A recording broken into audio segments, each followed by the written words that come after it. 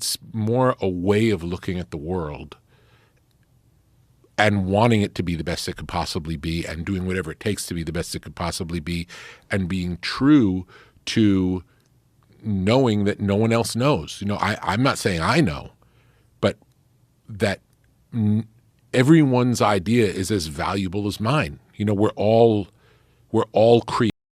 Fashion used to be about individuality. So why does everybody dress the same now? Fashion should be one of the purest forms of self-expression.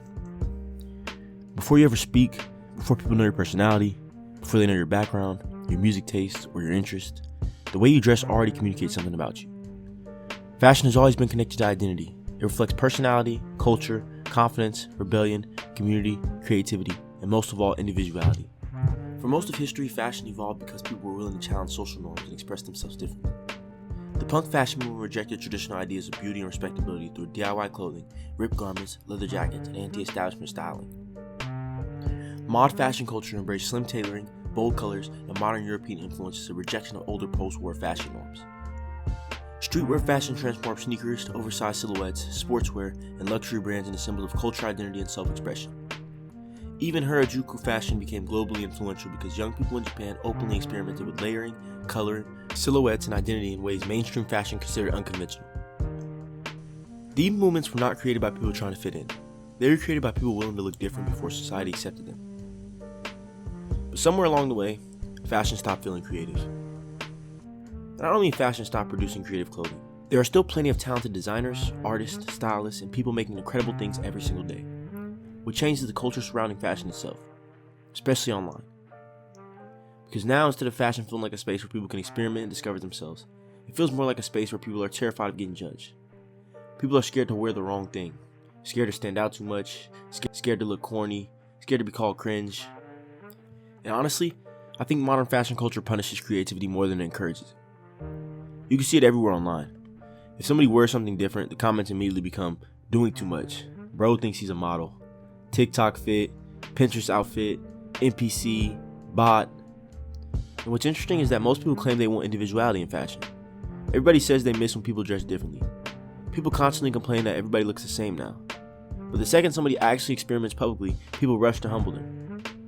That contradiction says a lot about where fashion culture is right now. Because modern fashion culture has slowly become less about self-expression and more about social approval. A lot of people today don't dress to express themselves. They dress to avoid embarrassment. And I think social media played a huge part in creating this shift. For most of history, style developed slower and more locally. Different cities, subcultures, music scenes, and communities all developed their own identities. You had regional styles, niche fashion communities, underground scenes, and local trends that reflected specific groups of people. Fashion wasn't just one giant global algorithm yet. But now, because of TikTok, Instagram, Pinterest, and fast fashion, trends spread instantly. The internet created a world where everybody sees the same outfits, the same aesthetics, the same influencers, and the same trend cycles all at the exact same time. And while it has made fashion more accessible, it's also created a completely new kind of pressure. Because now your fit is no longer being judged by just your school, your city, or your friend group. Now it feels like you're being judged by the entire internet. And once fashion becomes public performance, people naturally become more cautious. Sociologist Yoniya Kawamura, who studies fashion theory and culture, explains that fashion is not just about clothing itself. It's a social system tied to status, identity, and cultural meaning. That idea becomes really important online because social media transform fashion into something heavily connected to visibility and social validation. Likes become validation, aesthetics become identity, nods become status, and suddenly fashion stops being just creative expression and starts becoming social currency. You can especially see this in online fashion communities. A lot of fashion spaces today are built around exclusivity. People treat obscure brands, archive pieces, niche designers, or fashion knowledge almost like ranking systems.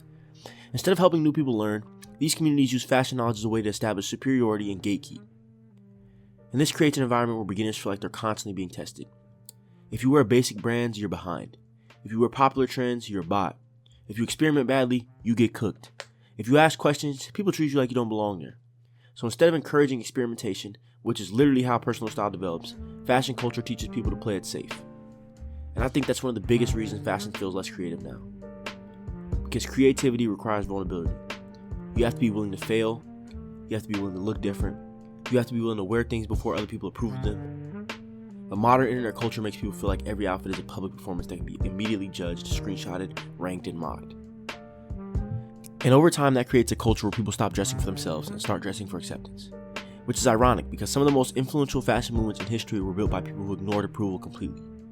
Punk fashion, streetwear fashion, Harajuku fashion, mod fashion, the zoot suit movement, parts of avant-garde luxury fashion. Most of these movements originally came from people experimenting outside of mainstream approval, not following it. But today, because of algorithms and trend culture, fashion often feels less like self-expression and more like pattern recognition. People aren't asking themselves, do I genuinely like this? They ask, can I pull this off? Will people think this is fly? Is this valid?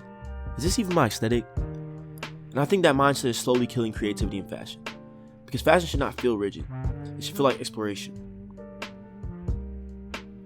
The clearest way to understand this problem is to think back to when you first started caring about fashion. Maybe you were in high school, maybe you were in college, maybe you were just at a point where you realized clothes could be more than something you throw on before you leave the house. For the first time, you start noticing little details. You start paying attention to how pants fit, how colors work together, how shoes change an outfit, how accessories add personality, and how clothing can completely shift the way someone is perceived. And that stage should feel exciting. That should be the moment where fashion starts opening up for you. It should feel like discovery, experimentation, and self-expression. But for a lot of young people, getting into fashion today does not feel that simple. Because the second they become interested, they enter a culture that already expects them to know everything. They're already supposed to know what brands are respected, what brands aren't in season, what shoes are played out, what silhouettes are outdated, what aesthetics are acceptable. And before they even get a chance to develop personal style, they are already being judged. That is where gatekeeping becomes a real problem. Because gatekeeping does not just keep people away from fashion, it changes how people experience fashion once they finally become interested in it. Instead of learning through curiosity, they learn through fear. They learn what not to wear before they learn what they actually like. They learn how to avoid being judged before they learn how to express themselves. They learn that fashion is less about discovery and more about not getting embarrassed. And that completely defeats the whole purpose. Because nobody develops personal style by getting everything right immediately. Everybody starts somewhere. Every stylist person has had bad outfits. Every creative person has had an awkward phase. Every person with real taste has had moments where they copied something, misunderstood something, wore something wrong, or looked back later and realized the fit was not good. That is normal. The weirdest part about fashion gatekeeping is that a lot of the rules people enforce are not even permanent. They change every few years. There was a time when skinny jeans were the standard, then they became corny. There was a time when oversized clothes were mocked, then oversized silhouettes became the look. There was a time when people clowned dad shoes, workwear, bootcut jeans, flared pants, leather jackets, fitted caps, and even brands that are now considered fly again. That is what makes fashion so confusing for new enthusiasts. A lot of people online act like style has one correct answer, but fashion history proves the opposite. What is considered tasteful in one era can become outdated in another, and what is considered ugly in one moment can become influential later. What is called corny today can literally become the next trend tomorrow. So when people gatekeep fashion too aggressively, they forget that taste is not fixed. Taste is cultural. Taste changes based on time, place, community, music, class, media, and who has enough influence to make something feel desirable. That's why the phrase, "you shouldn't wear that," is so misleading. Because most of the time it really means, you shouldn't wear that yet, or the right person has not made that fly yet. And that is the part of fashion people do not like. A lot of style rules are not even about the clothing itself. They're about who is wearing it, how confidently they wear it, and whether culture has already approved it. That is why certain pieces can go from embarrassing to fashionable almost overnight. A shoe can be called ugly until a celebrity wears it. A silhouette can be called outdated until a designer puts it on a runway. A brand can be dismissed until the right stylist, rapper, model, or influencer gives it cultural value. And once that happens, people suddenly act like they always understood it. That is the trap. Fashion gatekeeping makes young people believe creativity has to follow rules, when in reality, most of fashion history is built on people breaking the rules before everyone else caught up. So instead of asking, is this allowed? The better question is, can I make this make sense? Because real style is not always about wearing what is already approved. Sometimes it is about having enough courage to see potential before everybody else does. This is where the internet comes into play. Fashion has always had trends. That part is not new. People have always copied each other, borrowed ideas, followed celebrities, and reached to what was popular. But what is new is the speed. The trend used to have time to breathe. It could start in a city, a music scene, a neighborhood, a runway, a skate park, or a subculture and slowly spread outward. People had time to interpret it differently. Different communities could put their own spin on it. Style had room to evolve before it became completely mainstream. Now a trend can go from niche to overexposed in a week. One person posts a fit, the algorithm pushes it. Another person recreates it, brands copy it. Fast fashion produces it, Pinterest boards archive. TikTok names it an aesthetic, then almost immediately people start calling it corny or overhyped. And the cycle keeps going. The speed changes how people dress. Because instead of developing personal style slowly, people start chasing whatever specific aesthetic is currently being rewarded online. 1 month it's clean girl, then old money, then bloatcore, then archive fashion, then quiet luxury, then opium, then whatever aesthetic comes next. And the issue is not that these styles are automatically bad. They're not. A lot of them can be cool. The issue is that people are not always connecting with them personally. They're just trying to keep up. And when fashion moves that fast, it becomes hard to know what you actually like, because your taste is constantly being shaped by what the algorithm keeps showing you. You might think you independently like something, but sometimes you only like it because you've seen it 400 times in 2 weeks. That is not personal style. That is exposure. And I think that is one of the biggest reasons fashion feels repetitive now. The internet gives everybody access to endless inspiration, but it also pushes everybody toward the same references, the same Pinterest boards, the same mood boards, the same brands, the same silhouettes, the same essentials, the same ideas of what a good outfit is supposed to look like. So people end up dressing from the same visual library. When everybody's pulling from the same visual library, individuality becomes harder. Not impossible, but harder. Because instead of style coming from your actual life, your environment, your personality, your culture, your interests, it starts coming from whatever aesthetic the algorithm has decided to reward. That's why so many people can look stylish now but not still feel original. Their outfits are clean, their proportions are good, their colors make sense, but something feels missing.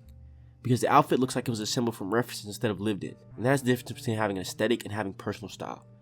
Aesthetic is something you can copy easily. Personal style is something you have to build. And this is where gatekeeping becomes more than just annoying. Because for a lot of young enthusiasts, fashion is not something they're trying to make a career out of. Sometimes it starts as a simple interest. Maybe they want to dress better. Maybe they want to learn how to style clothes. Maybe they want to thrift more. That should be enough. Fashion should be something people are allowed to enjoy casually. It should be a hobby people can grow into over time. But gatekeeping can make fashion feel way more difficult than it actually needs to be. Because once someone feels like they need to know every designer, every reference, every archive collection, every brand hierarchy, every trend cycle, and every unspoken rule just to participate, fashion stops feeling fun, it stops feeling creative, it starts feeling like homework. When a hobby starts feeling like a test, a lot of people quit before they even begin. And that is one of the biggest problems with how fashion is talked about online. People make it seem like you could not enjoy fashion unless you already understand the correct way to engage with it. And for someone just starting out, that can be exhausting. Instead of thinking, man, this is exciting, I want to learn more, they start thinking, man, maybe this isn't just for me. And that is sad, because fashion should not feel impossible to enter.